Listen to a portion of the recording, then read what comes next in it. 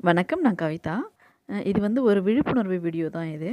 நீங்க வந்து பேரண்ட்டா இருந்தீங்கன்னா, இந்த வீடியோ உங்களுக்கு யூஸ்ஃபுல்லா இருக்கும்னு நெனைக்கிறேன். இப்போ வாங்க வீடியோக்குள்ள போலாம். இப்ப இருக்கிற பசங்கலாம் வந்து ஸ்கூலுக்கு பேக் எடுத்துட்டு போறாங்களா, இல்ல புக் எடுத்துட்டு போறாங்களான்னு தெரியாது.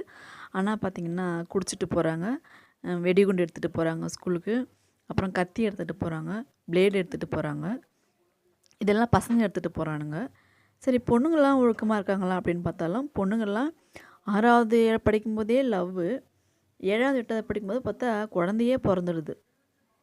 பாத்ரூமில போயிட்டு குழந்தைய பெத்து போட்டு போயிடுறாங்க. இந்த மாதிரிலாம் நடக்குது. இது வந்து எல்லா ஸ்கூலும், எல்லா பசங்களும் நான் சொல்லல. ஒரு சில ஸ்கூல்ல, ஒரு சில பசங்களால தான் இந்த மாதிரிலாம் நடக்குது. நம்ம வந்து இப்போலாம் தினமும் நியூஸ் பார்ப்போம் இல்லையா? ஏதாவது ஒரு நியூஸ் ஸ்கூல் பசங்கள பத்தி வந்துடுது. இப்போலாம் ஸ்கூல் பசங்கலாம் இந்த மாதிரி ஒழுக்கம் கெட்டு இருக்கிறதுக்கு என்ன காரணம்னா, பசங்களுக்கு வந்து பயம் கிடையாது. பயம் கிடையாதுன்னா, ஆசிரியர்கள் வந்து அடிக்க மாட்டாங்க அப்படின்ற ஒரு தைரியம்.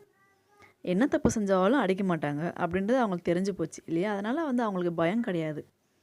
என்னைக்கு பசங்கள வந்து அடிக்கக்கூடாது அப்படின்னு சட்டம் கொண்டு வந்தாங்களோ, அன்னிலேருந்து பசங்களோட ஒழுக்கமும் கெட்டு போயிடுச்சு. அவங்களோட கல்வியும் குறைஞ்சு போயிடுச்சு. இதுதான் உண்மை. பசங்களுக்கு பயம் வரணும்னா, இப்போ நம்பலாம் பார்த்துங்க, நம்மலாம் சின்ன வயசுல இருக்கும்போது நம்ம அப்பா, அம்மாலாம் நம்மள அடித்து கொண்டு போய் ஸ்கூலில் விட்டுட்டு வருவாங்க. நம்மளோட சார்கிட்ட சொல்லிட்டு வருவாங்க. இவங்கள என்னோட பையன் பார்த்துக்கோங்க சார் நீங்க. அவன நாங்க அடிச்சு பாடம் சொல்லிக் கொடுங்க அப்படின்னு சொல்லிட்டு நம்ம அப்பா, அம்மா கிட்ட நம்மள கூட்டின்னு போயிட்டு அங்க ஒப்படைச்சுட்டு வருவாங்க. அவன நல்லா அடிச்சு, கண்டிச்சு ஒழுக்கம் சொல்லிக் கொடுங்க அப்படின்னு சொல்லிட்டு. அதனால நம்ம வந்து நம்ம படிக்கும்போது நம்ம வந்து ஆசிரியரோட கண்ட்ரோல்ல நம்ம இருந்தோம். நமக்கு வந்து ஒழுக்கத்த சொல்லிக் கொடுத்தாங்க. படிப்பு சொல்லிக் கொடுத்தாங்க. நம்ம ஒழுங்கா நம்ம வந்து ரொம்ப அடக்கமொடக்கமா இருந்தோம். ஆனா இப்ப பார்த்தீங்கன்னா வந்து ஆசிரியர்கள்லாம் வந்து பசங்கள பார்த்து பயப்படுறாங்க. ஏன்னா அந்த ஆசிரியர்கள் கையெல்லாம் கட்டி போட்டாச்சு இப்போ. அடிக்கக்கூடாதுன்னு ரூல்ஸ் போட்டாங்க. இப்போ பசங்கள்லாம் வந்து சுதந்திர பறவையா ஆயிட்டாங்க. அவங்க இஷ்டத்துக்கு போறாங்க, இஷ்டத்துக்கு வராங்க. அவங்கள வந்து கேள்வி கேட்க முடியாது. அவங்கள அடிக்கவும் கூடாதுன்னு ரூல்ஸ் போட்டாச்சு. அதுக்கப்புறம் அவங்கள என்ன பண்ண முடியும்? அவங்களுக்கு வந்து பயம் கிடையாது. அதனால தான் இப்படி ஒழுக்கம் கெட்டு போறதுக்கு மெயினும் ஒரு காரணம்னு சொல்லலாம். 2வது வந்து பேரண்ட்டும் வந்து நம்ம வந்து என்ன பண்ணுறோம்னா, நம்ம வந்து ஏதோ வேலைக்கு போகிறதுனால நம்ம வந்து பசங்கள கவனிக்க முடியல. ஏன்னா காலத்தால நம்ம கிளப்பி நம்ம ஸ்கூலுக்கு அனுப்பிச்சுட்டு நம்ம வேலைக்கு போயிடுறோம். ஈவினிங் வரோம். ஈவினிங் 6 மணிக்கு, 7 மணிக்கே வரோம். வந்தவுடனே நம்ம பசங்ககிட்ட பேசுறதுக்கு நம்ம நேரம் கிடையாது. நம்ம என்ன வேலையிலேருந்து வந்தவுடனே வீட்டு வேலை செய்யணும், சமைக்கணும், துணி துவைக்கணும், பாத்திரம் தேய்க்கணும், அப்படியே நம்ம வேலை போயிடுது. ஜென்ஸுங்களும் அதே மாதிரி தான். காத்தால வேலைக்கு போயிட்டு ஈவினிங் நைட்டு வருவாங்க. வந்தோமா, குடும்பத்தில இருக்கிறோமா, டிவி பார்க்குறோமா, சாப்பிட்றோமான்னு அவங்களுக்கு டைம் சரியா இருக்கும். பசங்களோட பேசுறதுக்கும், பசங்க ஸ்கூல் போனாங்களா, படிச்சாங்களா, என்ன எங்கே பண்ணுறாங்க அப்படின்னு கேட்கறதுக்கு அவங்களுக்கு நேரம் இருக்காது. அப்ப இப்படி இருக்கிறதுனால தான் வந்து பசங்க ஸ்கூல் போகிறாங்களா, அவங்க ஸ்கூலில் போய் என்ன பண்ணுறாங்க அப்படின்றது உங்களுக்கு தெரியாமலே போயிடுது. ஆனா பசங்க ஸ்கூல் என்ன தப்பு செய்கிறாங்க அப்படின்றது வந்து உங்களுக்கு தெரிய மாட்டேங்குது. ஸ்கூல் போகிறது மட்டும் தான் உங்களுக்கு தெரியுது. மத்த அங்கே போய் இங்கே என்ன நடக்குது அப்படின்றது உங்களுக்கு தெரிய மாட்டேங்குது. நான் வந்து ஏற்கனவே ஒரு வீடியோ போட்டிருப்பேன். இந்த மாதிரி குழந்தைங்கள வளர்க்காதீங்க அப்படின்னு சொல்லிட்டு ஒரு வீடியோ போட்டிருப்பேன். அந்த பையனும் வந்து ஒரு கவர்மெண்ட் ஸ்கூலில் படிக்கிறவன் தான். அவங்க அப்பா, அவங்க அம்மா 2 பேருமே எஜுகேட்டட் தான் இத்தனைக்கும். நல்லா படிச்சவங்க தான். ஆனால அவங்க பையன அவங்களால கண்ட்ரோல் பண்ண முடியல.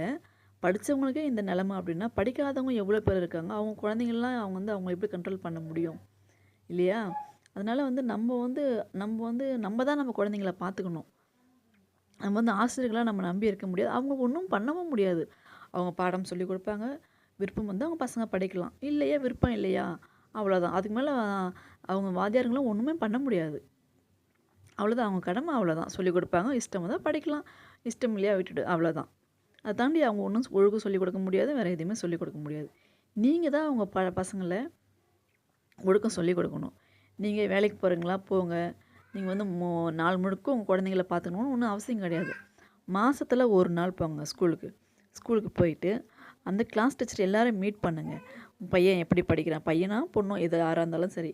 எப்படி படிக்கிறாங்க? அவங்க ஒழுங்கா கிளாஸுக்கு வராங்களா? இல்ல கிளாஸ் கட் பண்றாங்களா?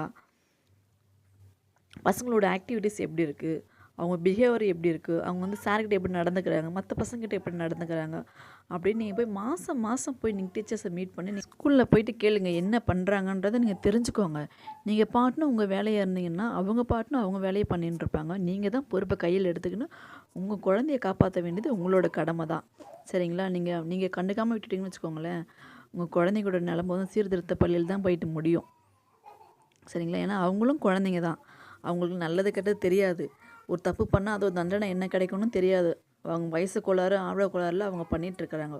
ஆனால் நீங்கள் அப்பா அம்மா இருக்கீங்க. உங்களுக்கு தான் முழு பொறுப்பு இருக்குது. உங்கள் பசங்களை நல்வழிப்படுத்த வேண்டியது ஒரு பேரண்ட்டோட கடமை.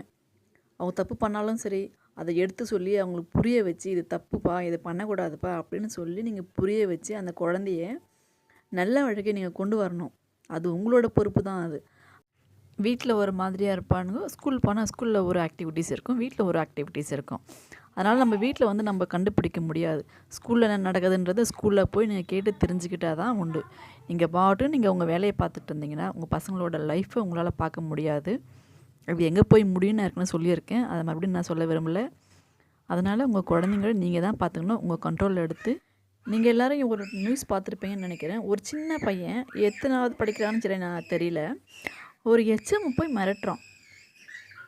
ஃபோன் வச்சுருந்தான் போல இருக்குது, அந்த ஃபோனை அவர் வாங்கியிருக்காரு போல இருக்குது. அந்த ஃபோனை வாங்குறதுக்கு இவன் போயிருக்கான், அவரையே மிரட்டுறான், எச்எம்மையே மிரட்டுறான். அந்த அளவுக்கு அவனுக்கு தைரியம் வந்திருக்கு. ஏன்னா பயம் கிடையாது, அடிக்க மாட்டாங்க இல்லையா? நாங்கள் படிக்கும் போதெல்லாம் ஹெச்எம் முன்னாடி நிற்கவே மாட்டோம். கை காலெலாம் எங்களுக்கு உதறும். நாங்கள் தப்பு பண்ணல, இருந்தாலும் எங்களுக்கு கை காலெலாம் உதறும். நாங்கள் முன்னாடி நின்று பேசக்கூட மாட்டோம். தப்பே பண்ணலாம் கூட அடித்து அடி வாங்கிட்டு வந்துடுவோம். ஆனால் இப்போ இருக்கிற பசங்க தப்பே பண்ணால் கூட அப்படியே நின்று எதிர்த்து பேசிட்டு வராங்க. ஏன்னா அவங்களுக்கு பயம் கிடையாது, அதனால் அப்படி பண்ணுறாங்க. உங்கள் குழந்தையோட வாழ்க்கை உங்கள் கையில் தான் இருக்குது. அதை எப்படி கொண்டு போகணுன்றதை நீங்கள் தான் முடிவு பண்ணணும். நன்றி, வணக்கம்.